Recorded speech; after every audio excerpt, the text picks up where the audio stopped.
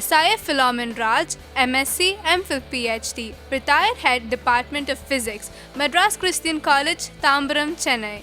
He is presently serving as a guest lecturer in Loyola College, Nungambakkam, Chennai. He has a teaching experience of 35 years in Madras Christian College for UG and PG students. His field of research is nuclear physics and he has presented about 30 papers in symposia organized by Baba Atomic Research Center, Mumbai. He has guided 50 MPhil students and about 100 MSc students in their projects. He has authored practical physics books for MSc and BSc courses. He is presently engaged in writing a book on nuclear physics for Printhias Hall, India. Welcome to UGC lecture series in physics. We shall continue with nuclear and particle physics. We shall be discussing about semiconductor detector and p-n junction detector. These detectors are for detecting the radiation like alpha, beta, gamma radiation. So we have been discussing about the different types of detectors. Now we will talk about semiconductor detectors. Before you go to semiconductor, we have got conductor like metals and we have got non-conductors like glass or wood. Semiconductor is in between the two, so you can have some conduction intermediate between the metal and maybe non-conducting dielectric. Now in semiconductor we have got intrinsic semiconductor and extrinsic semiconductor. Intrinsic is by nature what it is. So here we have germanium is an example of a semiconductor, germanium. And here germanium is a crystal. So you got germanium here, here germanium, we got germanium everywhere. So we are just showing one of them surrounded by 4. Why it is surrounded by 4?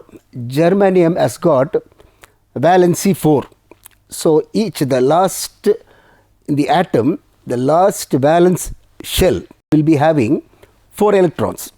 Therefore, that can accommodate 4 more electrons. This is called covalent bonding. Electron will be bonded together. So we have got the germanium. This has got 4 electrons. See 1, 2, 3, 4 surrounded by 4 electrons. That is covalent bonding. It is bonded with another germanium which has got 4 electrons. So these 2 electrons are bonded together. Similarly, here we have covalent bond. Here we have covalent bond. Here covalent bond.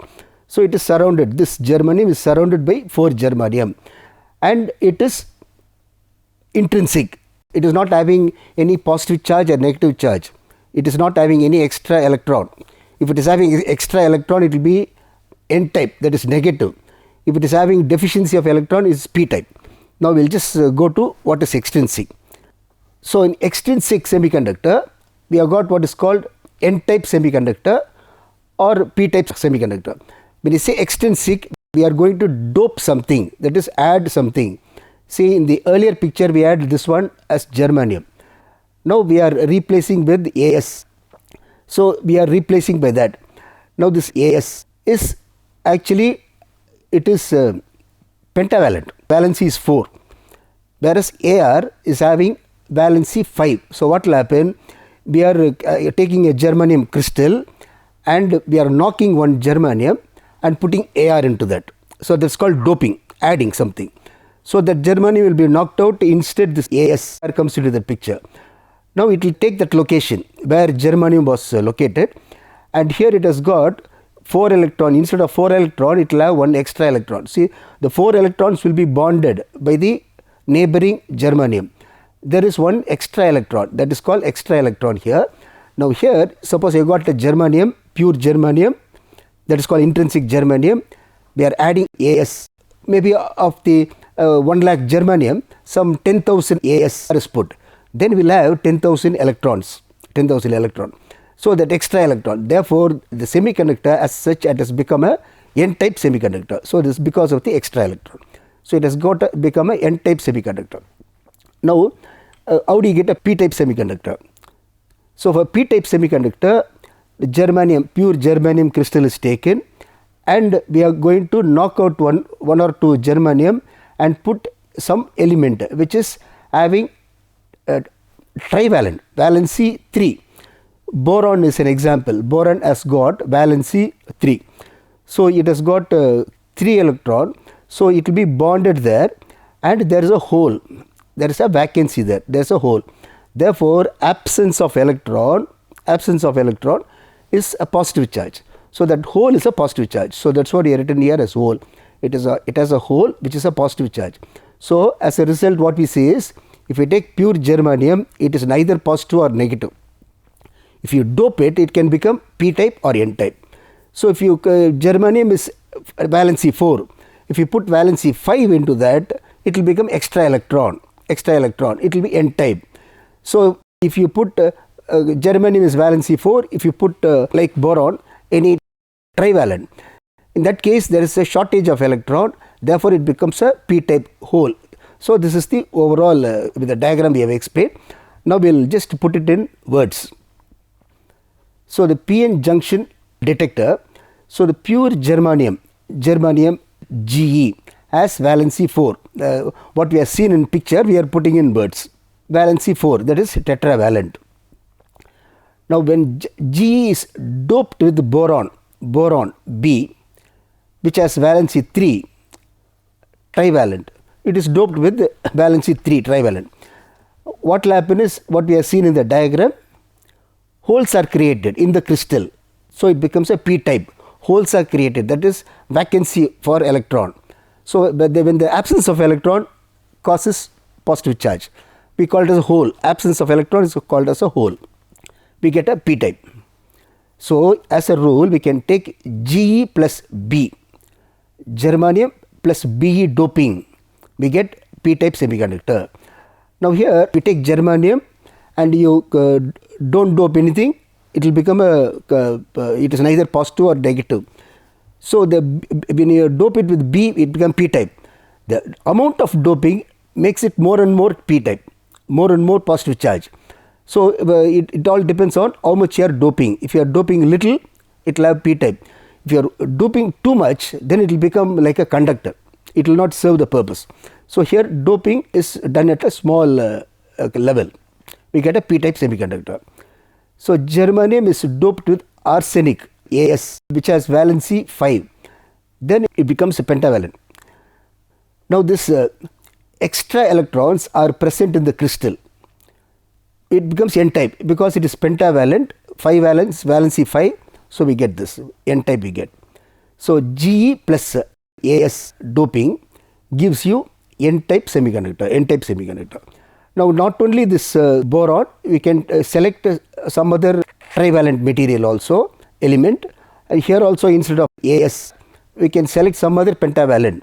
Just as an example, we are given germanium and Ge and B. Similarly, instead of germanium, we can even choose silicon. We call it a Silicon Valley electronics. So for semiconductor, we either use germanium or silicon, and there are other materials also. So we have just given as example. So we have just discussed about what is intrinsic semiconductor, what is p type and n type. Now when they are held together, p type and n type are held together, pasted together, what will happen? We get p-n junction diode, that is a junction formed. So here we will just give a better explanation. This is the p type material. In a p type material, it will have a lot of holes, that is positive charge. Whereas in the n type material, already we discussed, it will have a lot of electrons, it will have extra electron, so it becomes n type. Now when you bring them closer and stick them together, what will happen is, just imagine this n type electrons will get attracted towards this positive, and therefore they will cross the barrier. See, the n type has crossed the barrier and it's come here. Similarly, this proton will be attracted towards this large number of electrons there, so they will cross the barrier and stay there. And why it is staying there? At one position, what will happen is, for example, this positive charge which has crossed, it will be attracted by this negative and it will be attracted by this negative. Therefore, they will take a equilibrium position. Similarly, the electrons which have crossed, it will be attracted by this positive and it will be attracted by this positive. Therefore, they will take an equilibrium position. So it will depend on what is the Coulomb force pulling the electron this electron will be pulled by these holes, and this electron will be pulled by these positive charges which are very close. Therefore, it will take an equilibrium position. So, this will cross over and then stay there. So, as a result, it is called some potential is created. Potential, it's like acting like a battery, like a small battery it is acting. Positive and negative we get. So, that is called barrier, because this is the P type and this is the N type. The barrier is this. So, it is called barrier potential, and this region is called depletion region, like crossing the LOC, crossing the line of control. So, we have got the line there, barrier. This is crossing. So, it is a crossing. This will cross here, this will cross here, and it will take a region. So, it is called that there will be a form a layer, that is a depletion layer. So, this is what we get. Now, we will see what way this is going to be used.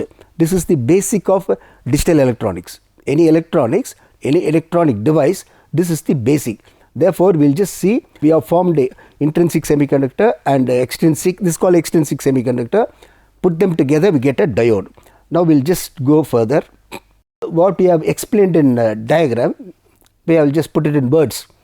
So, the P has majority positive carriers, the P type, and N type region has got majority electrons. The charges cross over at the junction, already we discussed. At the junction, they will cross over due to Coulomb attraction. So, it will be attracted towards that layer and it goes there and form a depletion layer. We already said about the depletion layer. The depletion layer has barrier potential VB. So, it has got a potential like a small battery V suffix B, that is called barrier potential. See, any cell that you take battery, you take 1.5 volt. Now, here this is acting like a small battery, but voltage is only 0.7 volt. So, the VB equal to 0.7 volt for germanium. So, once you make a certificate diode, automatically it becomes a small battery with 0.7 volt capacity voltage. So, if P is connected to positive and N is connected to negative of the battery, it is, we call it as forward bias. It is forward bias, P to P, N to N, that is P to positive, N to negative. That is called forward bias. In forward bias, that is FB, in forward bias current is large when applied voltage is greater than VB. So, here already in the diagram we have seen, see, this is like a small battery. Here this is one side is negative and positive we get. So, this is P.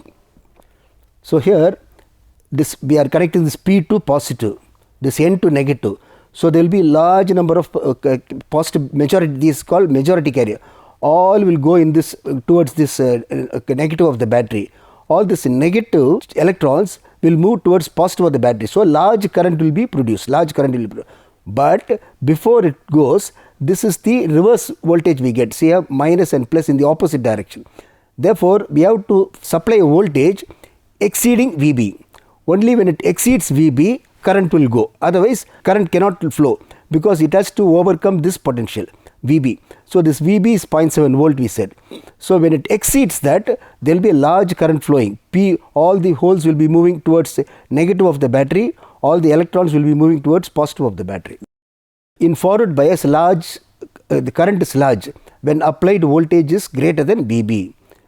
In reverse bias, the current is very small. In the reverse bias, it will be in microamps. It will be very small. Why it is small? Because only the minority currents will be producing the current, minority carriers. So, already we stated in the depletion region, we have got minus in the positive region, that is called minority. So, we will just go back to the diagram to just explain. So, here this is P type, all the holes here, these are called majority carriers, and here we have got a small number of negative charges, these are called minority carriers. Similarly, here we have got large number of electrons, they are majority carriers, and here this small positive charges that we get here, they are called minority carriers. In the P type we get electrons as minority, and in the N type we get positive holes as minority. Minorities, the doping is very small, therefore the current will be very small. So, in reverse bias, current is very small, that will be in microamps. Now we will go back. Our aim is how it is going to work as a detector. So when radiation falls on depletion region, electron hole dissociate and ions are produced. So already we have got that electron hole, that is in the depletion region. We have already seen in the diagram, positive and electron holes are there in the closed region. When a radiation falls, they break up. So the positive will be attracted towards the negative of the battery, and the holes will be attracted towards negative of the battery, and the electrons will be attracted towards positive of the battery. So they will produce pair. They dissociate and the ions are produced. These ions move towards the respective terminals, and they will cause a pulse of current. This current will be in milliamps. It is kept in reverse bias. When it is in reverse bias, current will be in microamps. Already we discussed. It will be in microamps. Current will be microamps. When a radiation falls, the current will go to milliamps. So 1000 times. The current will increase 1000 times. From microamp, it will go to milliamps. So these ions move towards their respective terminals and cause a pulse of current. So when the radiation falls, we get a pulse of current. In reverse bias, without radiation, the current will be like microamps, and it will jump to milliamp. The current will jump to milliamp due to radiation. So microamp and milliamp, in our scale it's all small only, but microamp to milliamp is 1000 times. So that can be amplified and checked up. So that will be a very good detection of radiation. Thus reverse bias is ideal for radiation detection. Now for germanium, VB equal to 0.7 volt, and so about 1 EV is required. Suppose I get a radiation, this is 0.7. So if it is less than 0.7 EV, it will not trigger. It will not trigger any work, say pulse. If it is exceeding 1 EV, roughly I am telling, instead of 0.7, we can take it as 1 EV or 0.7 EV or about 1 EV is required for creating electron hole pair. Only then electron holes will be separated, pulse will be produced. Naturally, in the alpha, beta, gamma nuclear radiations, all of them are in MeV. Therefore, definitely once the radiation falls, it will give a pair of electron hole pair, which will give a current pulse. If suppose I take the nuclear radiation is 1 MeV. Now what we require is, for one electron hole pair, we require about 1 EV. 1 EV is the energy required. But here the radiation is 1 MeV. MeV is million electron volt. Therefore, we get 10 power 6 pair. That is 10 power 6 is billion. So for this M, 10 power 6. So we get 10 power 6 pairs produced. So it will give a large current flowing in the diode. When the radiation falls, we get a current. So the current is very large. So we get large current pulse. So the idea is, without radiation, it will be in microamps. When a radiation falls on it, it will go to milliamps. Milliamps is only when it is a 1 EV we are talking about. But here we get large number of pairs produced. So the current pulse will be larger. Now here solid state, because it is in solid state level, full energy is absorbed. Now when I say full energy, we need to just go back what we have already studied. So we have been studying about different types of detectors, where we get gas detector, and then we had liquid detectors. We need not go into detail. Gas detector, where the detector is in a gas, so the radiation falls and it may not be stopped. It will go out because the gas cannot absorb. If it is a liquid, better absorption. We get liquid, like we studied Wilson's cloud chamber, all that. So we need not go into detail. So if the material is liquid, the detector is a liquid, to some extent it will go. It has to be big to some extent go. Now here it is a solid state. It's a solid state device. Therefore, once the particle comes, it will get totally stopped. Therefore, once it is totally stopped, full energy is absorbed. Therefore, we will be able to find out what is the energy. If it is a liquid or a gas, the particle will come, give some energy to the system, and some energy, with some energy it will leave the system. Therefore, we do not know what energy left the system. But here in the solid state, full energy is, the particle is stopped inside the device, therefore full energy is absorbed. Therefore, what will happen is, it is suitable for energy analysis. For the energy analysis, we can find out what is the total energy that is given out in the system. In cosmic radiation analysis, these type of detectors are useful, because the total energy in cosmic radiation, energies will be very large, like in GeV. Therefore, this solid state devices will be able to absorb, give us the full energy detail. And also it is compact and fast. It is compact because if it is a gas detector, we have to have a bulk of gas. If it is a liquid, maybe to some extent bulk. If it is solid, it's a small, very semiconductor diodes are very small. Therefore, it is compact. And also we say fast. Why it is fast? When you go to the liquid chamber, cloud chamber, Wilson's, all that, there if it is their ions are produced and it has to come back to the original temperature. The liquid also, it has to, the boiling point, it will go to boiling point, it has to come down. So it will take some time it will take. Whereas this one, it is fast, because the electron holes are produced and immediately the current is produced in that. So now we shall discuss about the detectors used at LHC.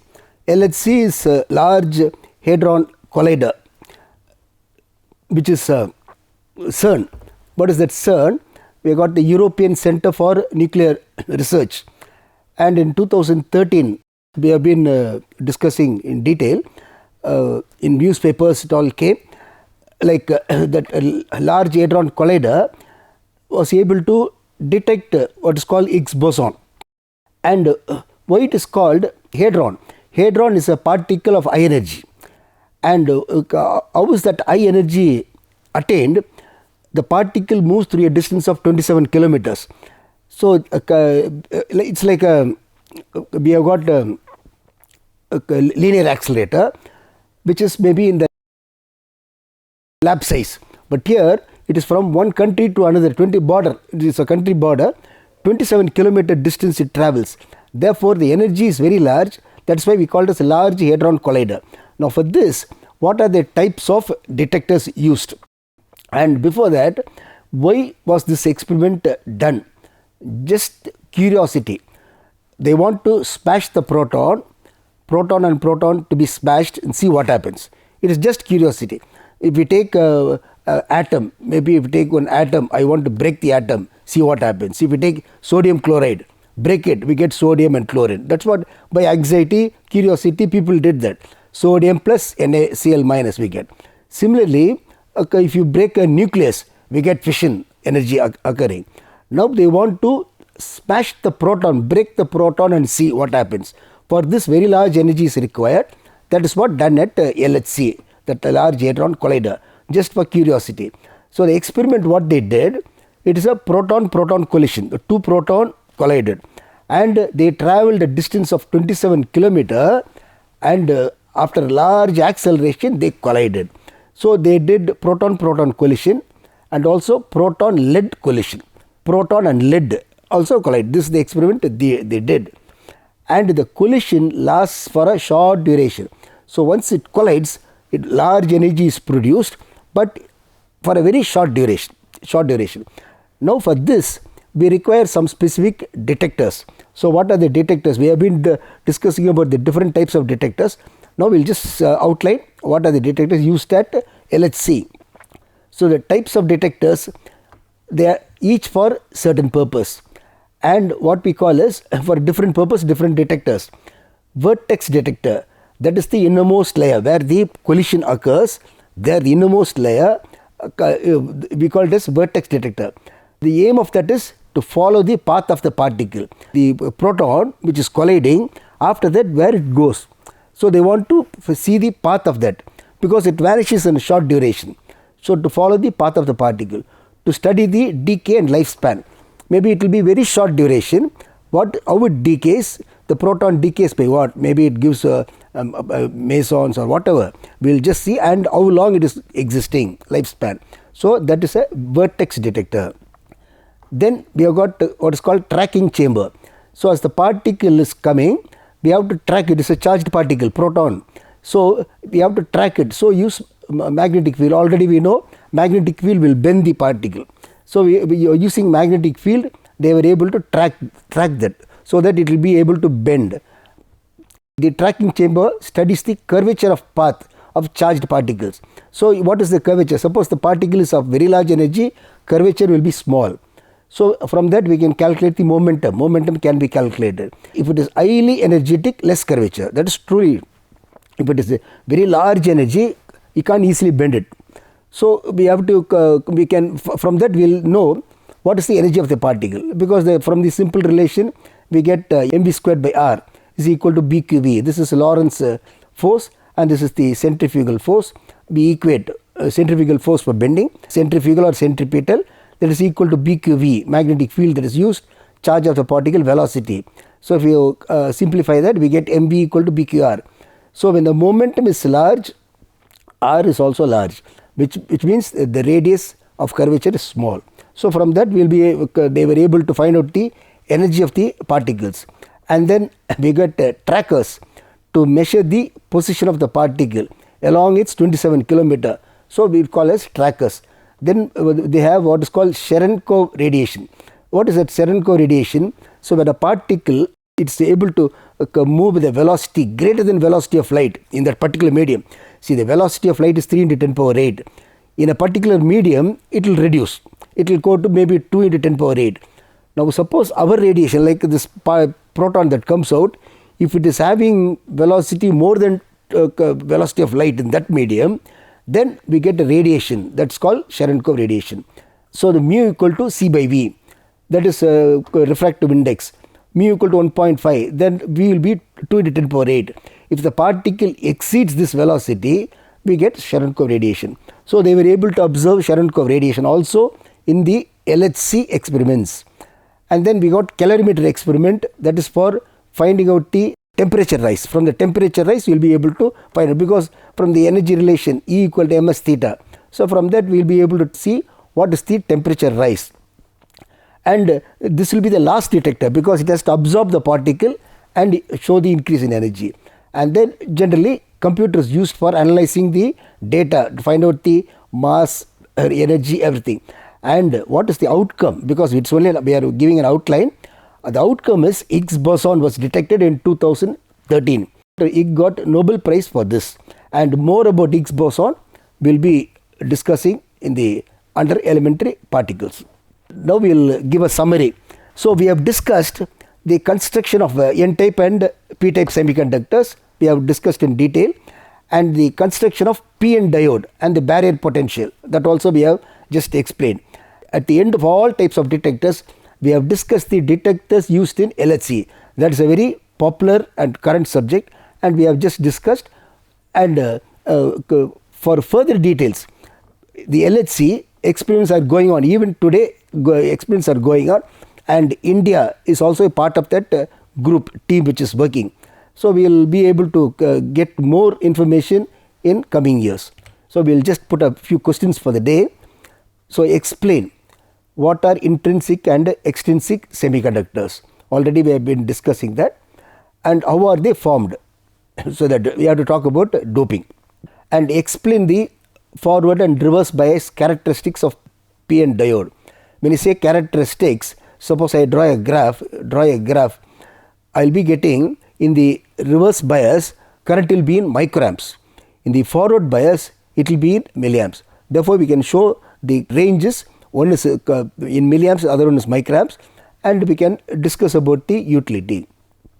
So we will be discussing about the types of detectors which have been used in CERN experiments. This LHC, Large Hadron Detector, that will be the concluding part of the for the detectors. So thank you.